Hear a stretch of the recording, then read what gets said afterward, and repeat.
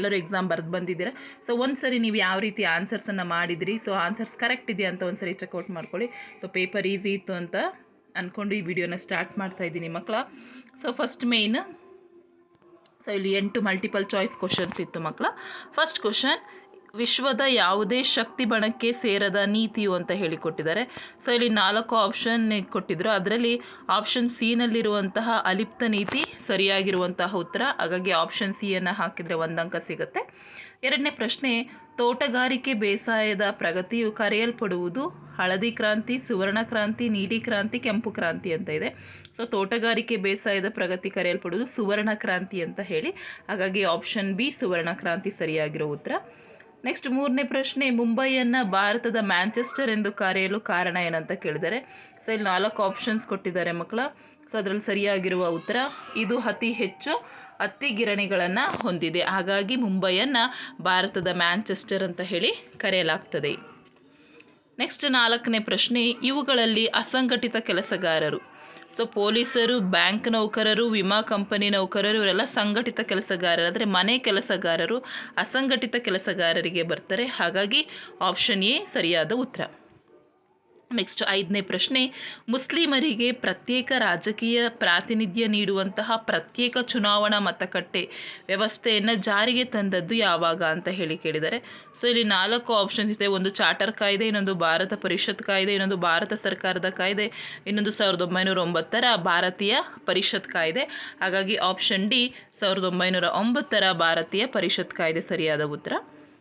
6ನೇ ಪ್ರಶ್ನೆ, ಇವುಗಳಲ್ಲಿ ಯೋಜನೇತರ ವೆಚ್ಚವು ಅಂತ ಕೇಳಿದ್ದಾರೆ. ಕೃಷಿ ವೆಚ್ಚ, ಸಾರಿಗೆ ವೆಚ್ಚ, ಶೈಕ್ಷಣಿಕ ವೆಚ್ಚ ಮತ್ತು ರಕ್ಷಣಾ ವೆಚ್ಚ ಕೊಟ್ಟಿದ್ದಾರೆ. ಸೊ ಯೋಜನೇತರ ವೆಚ್ಚ ಅಂತ ಬಂದರೆ ಅದು ರಕ್ಷಣಾ ವೆಚ್ಚ ಆಗಿರ್ತದೆ. ಹಾಗಾಗಿ option C is the right answer.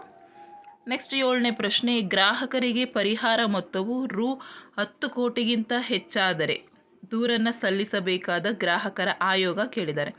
So ಅದು ಗೊತ್ತಿದೆ ಮಕ್ಕಳೇ ನಿಮ್ಗೆ ಆಲ್ರೆಡಿ. 10 ಕೋಟಿಗಿಂತ ಹೆಚ್ಚಿದ್ರೆ ಅದನ್ನು ರಾಷ್ಟ್ರೀಯ ಆಯೋಗ, 10 ಕೋಟಿಗಿಂತ ಕೆಳಗಿದ್ರೆ ಅದು ರಾಜ್ಯ ಆಯೋಗಕ್ಕೆ ಬರ್ತದೆ. 1 ಕೋಟಿಗಿಂತ ಕೆಳಗಡೆ ಇದ್ದರೆ ಜಿಲ್ಲಾ ಆಯೋಗ, 50,000ಗಿಂತ ಕೆಳಗಿದ್ರೆ ತಾಲೂಕು ಆಯೋಗ. ಸೊ ಅವ್ರು 10 ಕೋಟಿ ಕೊಟ್ಟಿರೋದ್ರಿಂದ ಆಪ್ಷನ್ ಡಿ ರಾಷ್ಟ್ರೀಯ ಆಯೋಗ ಸರಿಯಾದ ಉತ್ತರ. 8ನೇ ಪ್ರಶ್ನೆ, ಮಹಮ್ಮದ್ ಕೆರೆ ಮತ್ತು ಕಲಾರಾಮ್ ಚಳುವಳಿಗಳನ್ನು ಡಾಕ್ಟರ್ BR ಅಂಬೇಡ್ಕರ್ ಅವರು ರೂಪಿಸಿದ್ದು ಏನಕ್ಕೆ? ಸೊ ಯಾವುದು ರೀಸನ್ ಅಂತ ಹೇಳಿದ್ರೆ, ಸೊ ಅಸ್ಪೃಶ್ಯರು ಕನಿಷ್ಠ ಮಟ್ಟದ ಅವಕಾಶಗಳಿಂದ ವಂಚಿತರಾಗುವುದನ್ನು ನಿರೂಪಿಸಲು ಸೊ ಮಹಮ್ಮದ್ ಕೆರೆ ಮತ್ತು ಕಲಾರಾಮ್ ಚಳುವಳಿಗಳನ್ನು ಅವರು ರೂಪಿಸ್ತಾರೆ. ಹಾಗಾಗಿ 4 ಆಪ್ಷನ್ಲಿ option A is the right answer. So ಇದಿಷ್ಟು ಮಲ್ಟಿಪಲ್ ಚಾಯ್ಸ್ ಕ್ವಶನ್ಸ್ ಮಕ್ಕಳ. ನೆಕ್ಸ್ಟ್ ಸೆಕೆಂಡ್ ಮೇನ್, ಪ್ರತಿಯೊಂದು ಪ್ರಶ್ನೆಗೂ ಒಂದೊಂದು ವಾಕ್ಯದಲ್ಲಿ ಉತ್ತರ ಬರೀಲಿಕ್ಕಿರ್ತದೆ. 9ನೇ ಪ್ರಶ್ನೆ, ನಮ್ಮ ದೇಶದಲ್ಲಿ ಅತಿ ಹೆಚ್ಚು ಉಷ್ಣಾಂಶ ದಾಖಲಾಗಿರುವ ಪ್ರದೇಶ ಯಾವುದು ಅಂತ ಹೇಳಿ ಕೇಳಿದ್ದಾರೆ ಮಕ್ಕಳ. ಅತಿ ಹೆಚ್ಚು ಉಷ್ಣಾಂಶ ದಾಖಲಾಗಿರುವುದು ಗಂಗಾನಗರದಲ್ಲಿ. ಹಾಗಾಗಿ ಗಂಗಾನಗರ ಅಂತ ಬರೆದಿದ್ರೆ ನಿಮಗೆ 1 ಅಂಕ ಸಿಗ್ತದೆ. 10ನೇ ಪ್ರಶ್ನೆ, ಹೆಣ್ಣು ಭ್ರೂಣ ಹತ್ಯೆ ಎಂದರೇನು? ಸೊ ಗರ್ಭದಲ್ಲಿರುವಂತಹ ಹೆಣ್ಣು ಭ್ರೂಣವನ್ನು ಹತ್ಯೆ ಮಾಡುವುದಕ್ಕೆ ಹೆಣ್ಣು ಭ್ರೂಣ ಹತ್ಯೆ ಅಂತ ಹೇಳಿ ಕರೆಯಲಾಗ್ತದೆ. 11ನೇ ಪ್ರಶ್ನೆ, ಬ್ಯಾಂಕಿನ ಯಾವ ಖಾತೆಯನ್ನು ದಿನಕ್ಕೆ ಎಷ್ಟು ಬಾರಿ ಆದರೂ ವ್ಯವಹರಿಸಬಹುದಾಗಿದೆ? ಸೊ ಚಾಲ್ತಿ ಖಾತೆ ಅಥವಾ ಕರೆಂಟ್ ಅಕೌಂಟ್ ಅಂತ ಹೇಳಿ ಕರಿತೀವಲ್ಲ, ಸೊ ಅದನ್ನು ನಾವು ಬಳಸೋದ್ರಿಂದ ದಿನಕ್ಕೆ ಎಷ್ಟು ಬಾರಿ ಬೇಕಾದರೂ ನೀವು ಅಲ್ಲಿ ವ್ಯವಹಾರವನ್ನು ಮಾಡ್ಬೋದು. ಹಾಗಾಗಿ ಚಾಲ್ತಿ ಖಾತೆ ಅಂತ ಬರ್ತಿದ್ರೆ 1 ಅಂಕ ಸಿಗ್ತದೆ. 12ನೇ ಪ್ರಶ್ನೆ, ಅಧಿಕಾರದ ವಿಕೇಂದ್ರೀಕರಣ ಏಕೆ ಬೇಕು? ಸೊ ಗ್ರಾಮೀಣ ಪ್ರದೇಶದ ಸರ್ವಾಂಗೀಣ ಅಭಿವೃದ್ಧಿಗಾಗಿ ಅಧಿಕಾರದ ವಿಕೇಂದ್ರೀಕರಣ ಬೇಕಾಗ್ತದೆ. ಹಾಗಾಗಿ ಇದಿಷ್ಟನ್ನು ಆನ್ಸರ್ ಬರೆದ್ರೆ 1 ಅಂಕ ಸಿಗ್ತದೆ ಮಕ್ಕಳ ನಿಮಗೆ. ನೆಕ್ಸ್ಟ್ 13ನೇ ಪ್ರಶ್ನೆ, ನಮ್ಮ ಸಂವಿಧಾನದ ಯಾವ ವಿಧಿಯು ಅಸ್ಪೃಶ್ಯತಾ ಆಚರಣೆಯನ್ನು ನಿಷೇಧಿಸ್ತದೆ? ಸೊ 17ನೇ ವಿಧಿ ನಮ್ಮ ಸಂವಿಧಾನದ ಅಸ್ಪೃಶ್ಯತಾ ಆಚರಣೆಯನ್ನು ನಿಷೇಧಿಸ್ತದೆ. ಸೊ ವಾಕ್ಯಪೂರ್ಣವಾಗಿ ಬರೆದಿರಬೇಕು ಮಕ್ಕಳ. ಸೊ ಕೊಡ್ತಾರೆ ಮಾರ್ಕ್ಸನ್ನು, ಬಟ್ ವಾಕ್ಯಪೂರ್ಣವಾಗಿ ಬರೆದ್ರೆ ಸೊ ಇಟ್ಸ್ ಗುಡ್. 14ನೇ ಪ್ರಶ್ನೆ, ವುಡ್ರೋ ವಿಲ್ಸನ್ ರವರ ಪ್ರಕಾರ ಸಾರ್ವಜನಿಕ ಆಡಳಿತ ಎಂದರೇನು? ಸೊ ಅವರ ಪ್ರಕಾರ ಕಾನೂನಿನ ಸಮಗ್ರ ಮತ್ತು ಕ್ರಮಬದ್ಧ ಜಾರಿಗೊಳಿಸುವಿಕೆಯೇ ಸಾರ್ವಜನಿಕ ಆಡಳಿತವಾಗಿರ್ತದೆ ಅಂತ ಹೇಳ್ತಾರೆ. ಸೊ ಇದಿಷ್ಟನ್ನು ಬರೆದಿದ್ರೆ ನಿಮಗೆ ಇಲ್ಲಿ 1 ಅಂಕ ಸಿಗ್ತದೆ ಮಕ್ಕಳ. 15ನೇ ಪ್ರಶ್ನೆ, ತೀನ್ ಮೂರ್ತಿ ಹೈಫಾ ಚೌಕ ಎಲ್ಲಿ ಕಂಡು ಬರುತ್ತದೆ? ಸೊ ಇದು ದೆಹಲಿಯಲ್ಲಿದೆ ಮಕ್ಕಳ. 16ನೇ ಪ್ರಶ್ನೆ, ಭಾರತದ ಉಕ್ಕಿನ ಮನುಷ್ಯ ಎಂದು ಕರೆಯಲ್ಪಡುವವರು ಯಾರು? ಸೊ ಅವರು ಸರ್ದಾರ್ ವಲ್ಲಭಾಯ್ ಪಟೇಲ್ ಅವರನ್ನು ಭಾರತದ ಉಕ್ಕಿನ ಮನುಷ್ಯ ಅಂತ ಹೇಳಿ ಕರೀತಾರೆ. ಹಾಗಾಗಿ ಸರ್ದಾರ್ ವಲ್ಲಭಾಯ್ ಪಟೇಲ್ ಅಂತ ಬರೀಬೇಕು ಮಕ್ಕಳ. ಇದಿಷ್ಟು ನಿಮಗೆ 1 ವರ್ಡ್ ಆನ್ಸರ್ಸ್ ಕ್ವಶನ್ಸ್ ಆಗ್ತದೆ. ನೆಕ್ಸ್ಟ್ ಥರ್ಡ್ ಮೇನ್, ಈ ಪ್ರತಿಯೊಂದು ಪ್ರಶ್ನೆಗೂ 2ರಿಂದ 4 ವಾಕ್ಯಗಳಲ್ಲಿ ಅಥವಾ ಅಂಶಗಳಲ್ಲಿ ಉತ್ತರಿಸಲಿಕ್ಕೆ ಕೇಳಿದ್ದಾರೆ. ಸೊ 17ನೇ ಪ್ರಶ್ನೆ, ಲಿಂಗತ್ವ ಅಲ್ಪಸಂಖ್ಯಾತರ ತಾರತಮ್ಯವನ್ನು ಹೋಗಲಾಡಿಸಲು ಕೈಗೊಂಡಿರುವ ಕ್ರಮಗಳು ಯಾವ್ಯಾವು? ಸೊ ಅದನ್ನು ಸಹ ನೀವು ಬರಿಬೋದು ಮಕ್ಕಳ. ಸೊ ಅದರಲ್ಲಿ ಗರಿಮಾಗೃಹ, ಸೊ ಸ್ಮೈಲ್ ಅನ್ನೋ ಒಂದು ಯೋಜನೆಗಳನ್ನು ಮಾಡಿದ್ದಾರೆ. ಸೊ 4 ಪಾಯಿಂಟ್ಸನ್ನು ಬರೆದ್ರೆ ಆಗ್ತದೆ.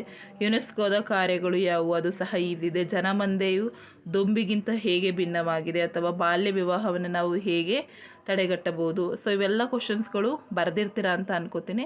ಸೊ ಕ್ವಶನ್ ಆನ್ಸರ್ಸ್ ಮತ್ತು ಮ್ಯಾಪಿಂಗ್ ಎಲ್ಲವನ್ನ ಮಕ್ಕಳ ನಾನು ನನ್ನ ಮುಂದಿನ ವಿಡಿಯೋದಲ್ಲಿ ಸಂಪೂರ್ಣ ಕೀ ಉತ್ತರಗಳ ಜೊತೆ ನಿಮ್ಮ ಜೊತೆ ಡಿಸ್ಕಷನ್ ಮಾಡ್ತೀನಿ. ಸೊ ಈ ವಿಡಿಯೋದಲ್ಲಿ 1 ಅಂಕದ ಕಂಪ್ಲೀಟ್ 16 ಅಂಕಗಳಿಗೂ ಸಹ ನಿಮ್ಮ ಜೊತೆ ಆನ್ಸರ್ಸನ್ನು ಡಿಸ್ಕಷನ್ ಮಾಡಿ, ಸೊ ಆನ್ಸರ್ನ ಕೊಟ್ಟಿದ್ದೀನಿ ಮಕ್ಕಳ. ವಿಡಿಯೋನ ನೋಡಿಕೊಂಡು ಆನ್ಸರ್ಸನ್ನು ಮಾರ್ಕ್ ಮಾಡ್ಕೊಳ್ಳಿ ಅಂತ ಹೇಳ್ತಾ ವಿಡಿಯೋನ ಎಂಡ್ ಮಾಡ್ತಾ ಇದ್ದೀನಿ. ಸೊ ಮುಂಬರುವಂತಹ ಎಕ್ಸಾಮ್ಗೆ ಮಕ್ಕಳು ಚೆನ್ನಾಗಿ ಪ್ರಿಪೇರ್ ಆಗಿ. 3 ಡೇಸ್ ಇದೆ ಸೈನ್ಸ್ ಎಕ್ಸಾಮ್ಗೆ.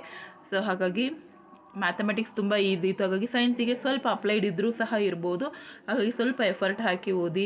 ನಿಮ್ಮ ಮಾಡೆಲ್ ಕ್ವಶನ್ಸ್ ಪೇಪರ್ ಇರ್ಬೋದು, ಪ್ರಿಪ್ರೇಟ್ರಿ ಕ್ವಶನ್ ಪೇಪರ್ಸ್, ಅವುಗಳನ್ನು ಮಿಸ್ ಮಾಡದೆ ಎಲ್ಲವನ್ನು ಚೆನ್ನಾಗಿ ಪ್ರಿಪೇರ್ ಆಗಿ. ತದನಂತರ ನಿಮ್ಮ ಟೆಕ್ಸ್ಟ್ ಬುಕ್ಕನ್ನು ಎಲ್ಲ ರೆಫರ್ ಮಾಡ್ಕೊಳ್ಳಿ. ಪಾಸಿಂಗ್ ಪ್ಯಾಕೇಜ್ ಇರ್ಬೋದು, ಪ್ರಾಬ್ಲಮ್ಸ್ ಎಲ್ಲವನ್ನು ಸಾಲ್ವ್ ಮಾಡಿ. ನಾವು ನಮ್ಮ ಚಾನಲಲ್ಲಿ ಎಲ್ಲ ವೀಡಿಯೋಸ್ಗಳನ್ನ ಅಪ್ಲೋಡ್ ಮಾಡಿರ್ತೀವಿ, ಅದನ್ನು ನೋಡಿ ಅದರ ಉಪಯೋಗವನ್ನು ಸಹ ಪಡ್ಕೊಳ್ಳಿ ಅಂತ ಹೇಳ್ತಾ ವಿಡಿಯೋನ ಎಂಡ್ ಮಾಡ್ತಾ ಇದ್ದೀನಿ. Thank you for watching this video.